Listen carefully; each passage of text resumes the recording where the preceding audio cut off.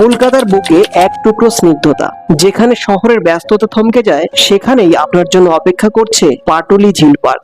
বাইপাসের পাশে এই লুকানো রত্নটি এখন কলকাতার নতুন হটস্পট। শুধু সবুজের সমারোহ নয়, এই পার্ক এক অন্যতম আকর্ষণ নিয়ে হাজির। এখানে দেখতে পাবেন ছোট আকারের হাওড়া ব্রিজের রেপ্লিকা, রয়েছে বিশ্ব বাংলা গ্লোব। শুধু সৌন্দর্য নয়, এখানে আছে মন ভালো করা আড্ডার জায়গা। আর পার্কের উল্টো দিকে তৈরি হয়েছে রকমারি স্ট্রিট ফুডের বাজার। মোমো থেকে মোগলাই সবকিছুরই ঠিকানা এই ঝিল। বিকেল হলেই এখানে উপচে পড়ে ভিড়। প্রিয়জনের সাথে একান্তে কিছুটা সময় কাটানো অথবা নিজের জন্য একটু নিরিবিলি অবসর, পাটুলি ঝিল পার্ক সবকিছুর জন্যই পারফেক্ট। তাহলে আর দেরি কেন? শহীদ ক্ষুদিরাম কবি সুভাষ মেট্রো স্টেশনের কাছেই এই দারুণ ডেস্টিনেশন। এই সপ্তাহান্তে আপনার প্রিয়জনদের নিয়ে ঘুরে আসুন।